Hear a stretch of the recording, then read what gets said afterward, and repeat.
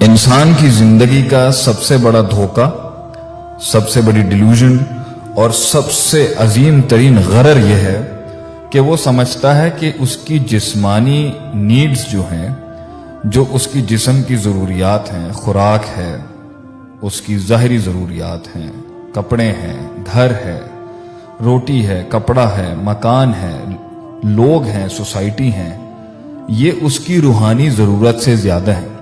हम इस बात के मुनकिर नहीं, या दीन इस्लाम इस बात का मुनकिर नहीं कि इंसान की रिज्क जो है, उसकी ज़रूरत, उसकी जिस्म की ज़रूरत, उसकी नशोनमा और उसकी तहसीन और उसकी तकमील, उसका दिफा और उसका जमाल, इसको एक्चुअलाइज करना और इसको पाए तकमील तक पहुंचाना उसकी बुनियादी और बेसिक नीड है और उसके राइट्स भी हैं। मगर रूहानी ज़रूरत को, इंसान की कल्बी इत्मीनान को, उसके रूहानी सुकून को, जिसका ताल्लुक उसकी ज़हनी करार के साथ है,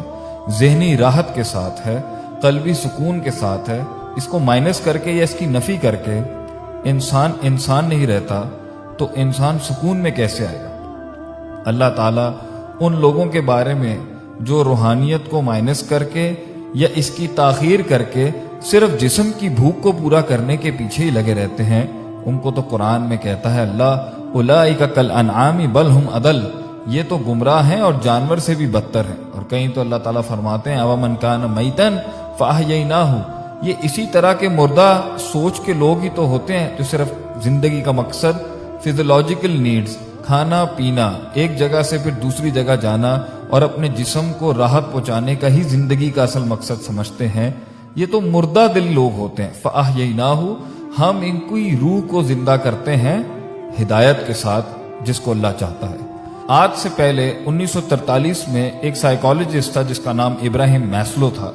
उसने एक थ्योरी ऑफ नीड्स और ह्यूमन मोटिवेशन बिहेवियरल साइकोलॉजी के इंसान की नफ्सियात कैसे उसके रवैये और उसके बिहेवियर के ऊपर मुतासर होती हैं, उस पर उसने एक थ्योरी दी थी, जिसमें उसने कहा था कि इंसान की सबसे पहली ज़रूरत उसकी फिजियोलॉजिकल, उसकी हिस्सी ज़रूरत है, जो कि जिस्मानी ज़रूरत है, खाना पीना पहनना कपड़ा अशिया और ये।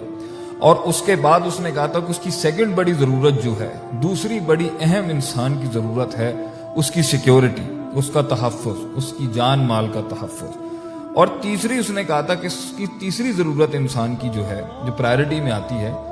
वो है उसका सोशल सर्कल, उसकी बिलोंगिंग, कि वो कौन है, वो कहाँ बिलोंग करता है, उसका कबीला क्या है, उसकी ज़ात क्या है, उसकी मतलब लोग क्या है, उसका सोशल स्टैचर क्या है, उसका सोशल बिलोंगिंग क्या है, माशरा जिसे हम कहते हैं। और इसके बाद वो कहता है कि इंसान की पहले ज़ाती ज़रूरियात हैं, फिर उसके बाद उसकी तहफ़्फ़ुज़ और जिस्म की सिक्योरिटी है, फिर उसके बाद लोग हैं, फिर उसके बाद रिलीजन है, मतलब दीन है, और फिर सेल्फ एक्चुअलाइजेशन, इंसान अपनी हकीकत के कमाल के दर्जे तक पहुंच जाता है। इसका एक लिहाज से तो इस एस्पेक्ट को देखा जा सकता है कि इंसान के रिज़्क़ की ज़रूरत है, खाएगा पिएगा, नहीं तो जिंदा कैसे रहेगा। लेकिन सूरे इब्राहीम की आयत नंबर 38 के अंदर इब्राहीम अलैहिस्सलाम की उस दुआ का क्या करें, जिसके अंदर उन्होंने अल्लाह ताला से, जब उन्होंने इस्माइल अलैहिस्सलाम को और हाजरा अलैहिस्सलाम को एक ऐसी वादी में छोड़ दिया, बिवादिन गैरि ज़ी ज़र्इन, जिधर कोई खेती बाड़ी नहीं थी, सफ़ा और मरवा के पहाड़ियों के बीच के अंदर कोई इंसान नहीं था, कोई माशरा नहीं था,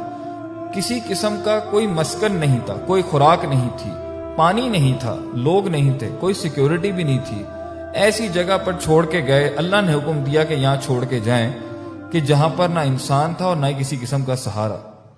तो उस वक्त आपने अल्लाह से एक दुआ की, ऐसे आलम के अंदर जहां इंसान को पता है कि मेरे बीवी बच्चे, ना उनके पास कोई लोग हैं, ना तहफ़्फ़ुज़ है, ये सारी हायरार्की और नीड्स जो मैस्लो ने कही कि पहले जिस्म की ज़रूरत है, फिर जिस्म को तहफ़्फ़ुज़ चाहिए, फिर उसके बाद उसको माशरत चाहिए, और फिर कहीं जाके उसको दीन और स्पिरिचुअलिटी और रूहानियत चाहिए। तो इब्राहीम अलैहिस्सलाम की इस दुआ से अंबिया और इस दुनिया की बड़ी बड़ी बुजुर्ग हस्तियां जो गुजरी हैं, जिन्होंने दीन की खिदमत की और असल में इंसानियत को मकसद समझाया और उसको कमाल तक पहुंचाया अपनी परफॉर्मेंसेज और अपने अमल, अपने तज़क्कुर, अपने तफक्कुर, अपने तदब्बुर से।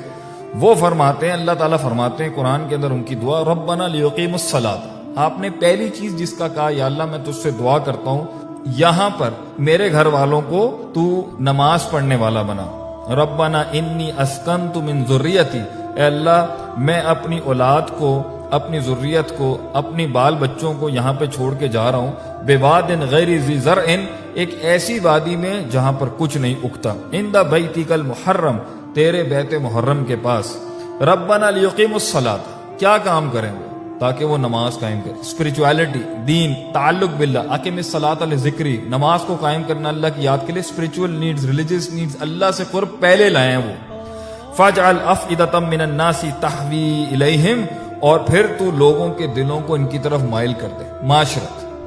یہاں پر مکہ بننا تھا اور پھر یہاں حج کا سیزن آنا تھا، اور پھر دیکھیں پوری دنیا سے لوگ آج اس جگہ پر آتے ہیں۔ دوسری چیز جو آپ نے ڈیمانڈ کی اللہ کہ اگر دین ہے، روحانیت ہے، تیرے سے تعلق ہے، تیرے سے قرب ہے، زندگی کا مقصد ہے، آخرت ہے، جنت ہے، جہنم کا کانسیپٹ ہے، نبیوں کی معرفت ہے، تیری معرفت ہے، تیری عبادت کی معرفت ہے، تو انہیں معاشرت بھی دے۔ اس سے یہ بھی ثابت ہوتا ہے کہ مسلمان اینٹی سوشل لوگ نہیں ہیں، ہم لوگوں میں، سوسائٹیوں میں رہنا چاہتے ہیں مگر دین کو پہلے پریفر کر کے، روحانیت کو پہلے پریفر کر کے، ڈیوائن کانسیپٹس کو پہلے پریفر کر کے۔ پھر دوسری چیز مانگی، وہ تھی کیا؟ یا اللہ ان کو معاشرت بھی دیں گے، انسان جو ہے وہ اکیلا اس دنیا میں تنہا زندگی نہیں گزار سکتا، وَارْزُقْهُم مِّنَ الثَّمَرَاتِ، اور پھر تیسرے لیول پہ جا کے آپ نے کہا یا اللہ ان کو ثمرات، رزق اور کھانے پینے کی اشیاء بھی عطا فرما یہاں پر، کیونکہ انہوں نے زندہ رہنا ہے، لَعَلَّهُمْ يَشْكُرُونَ، تاکہ تیری یہ ساری نعمتوں کا وہ شکر ادا کریں۔ اللہ کے نبی ابراہیم علیہ السلام کی اس دعا سے پتہ چلتا ہے کہ ٹھیک ہے ایک لیول تو ہے کہ انسان کی بیسک نیسیسٹی، فزیولوجیکل نیڈز ہیں، اس کی ذاتی ضروریات ہیں، پھر اس کے بعد اس کا تحفظ ہے، پھر اس کے بعد اس کا جو ہے وہ معاشرت ہے، پھر معاشرت کے بعد اس کا دین ہے، روحانیت ہے، مگر اعلیٰ ترین قوموں کا اور میکسیمائز آپٹیمائز ورژنز کی قوموں کا اور ایکچولائز ورژن کی قوموں کا، اور وہ قومیں جو دنیا میں قیادت بھی کرتی ہیں اور وہ انسان بھی جو دنیا میں قائد بنتا ہے اور نیچے سے اٹھ کے اوپر کے لیول پر آتا ہے، اس کی پہلی ضرورت روحانی ضرورت ہوتی ہے، پھر معاشرت ہوتی ہے، اور پھر وہ رزق اور پیٹ کے ان مسائل کی طرف جاتا ہے جس کی وجہ سے انسان اللہ کا انکار بھی کرتا ہے، اور جس کی وجہ سے اس دنیا کی اپنی ضرورت سے زیادہ نیڈز کو کراس کر کے وانٹس پر جب جاتا ہے اور ڈیزائرز اور شہوات کے پیچھے لگتا ہے، تو پھر دین بیداری آتی ہے، پھر اس دنیا کی زندگی کے اوپر، اس مچھر کے پر جیسی زندگی کے اوپر، اس مچھر کے پر جیسی دنیا کے اوپر، جسے سجن المومن کہا گیا ہے کہ مومن کا قید خانہ و جنت الکافر کہا گیا ہے، جسے جناح بعوضہ کہا گیا ہے کہ یہ مچھر کے پر سے بھی زیادہ قلیل ہے اس کی حیثیت اللہ کے ہاں، انسان اس کو بڑا بناتا ہے اور روحانی، قرآنی، شرعی زندگی سے دور بھاگتا ہے۔ اللہ تعالی ہمیں ابراہیم علیہ السلام کی اس دعا کے مصداق میں اپنی دینی روحانی تعلق باللہ کی ضرورت کو سب سے پہلے پرائرٹی اور ترجیح دینے کی توفیق عطا فرمائے، آمین یا رب العالمین۔